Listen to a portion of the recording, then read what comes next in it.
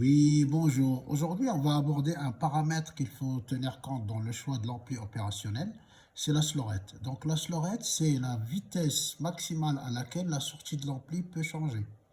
D'accord? Donc il s'exprime en volts par microseconde.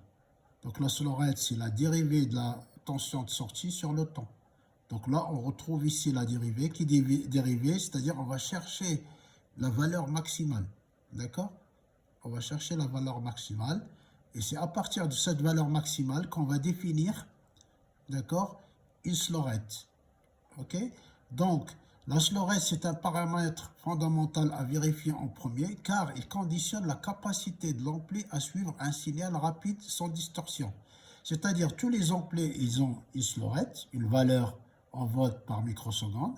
Et il faudrait que nous, avec les signaux d'entrée, leur slorette doit être inférieure à celle du paramètre donné par le constructeur, la slorette du constructeur. D'accord? Donc on va regarder. Donc si on peut regarder ici, d'accord, sur le graphique juste après. Donc là, en entrée, on a des sinusoïdes, hein, on attaque l'ampli avec des sinusoïdes. Mais il faudrait que pour que la sortie suive l'entrée, il faudrait que la slorette, d'accord, la slorette de l'ampli soit supérieure à la slorette des signaux d'entrée. Alors, comment on peut trouver, nous, la slorette de signaux d'entrée? Donc, on va faire appel à la dérivée, puisque la dérivée, c'est quand on cherche la valeur, la vitesse maximale, donc on cherche la dérivée d'une fonction. Donc, on va faire appel aux maths appliquées.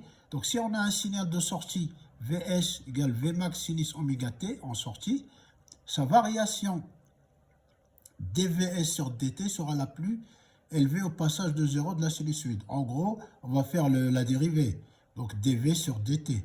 Donc la dérivée de la fonction ici, donc c'est Vmax oméga cos oméga t. Mais nous, on va prendre que l'amplitude. Donc la dérivée, c'est oméga Vmax. Il faudrait que cette valeur-là, d'accord, soit inférieure à la slorette du constructeur.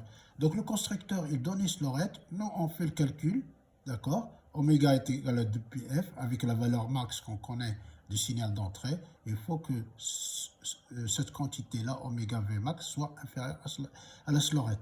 Conclusion, ici, qu'est-ce qu'on peut dire?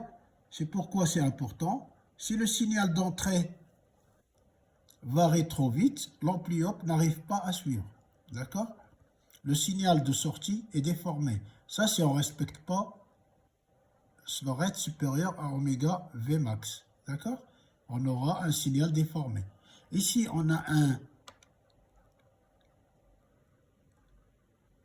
un tableau, hein, ça donne une idée. Donc là, on a les amplis. En général, à l'école, on travaille souvent avec le LM741 hein, pour les cours, les montages, les TP.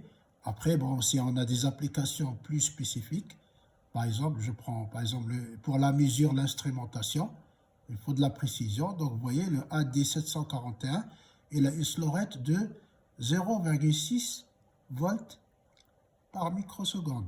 D'accord? On ne pourra pas, par exemple, pour tout ce qui est instrumentation, on ne pourra pas choisir le LM741. D'accord? Donc, sa slorette, il est de 0,5. Là, il faudra qu'on choisisse celui-là. Voilà. Merci de votre attention et à bientôt.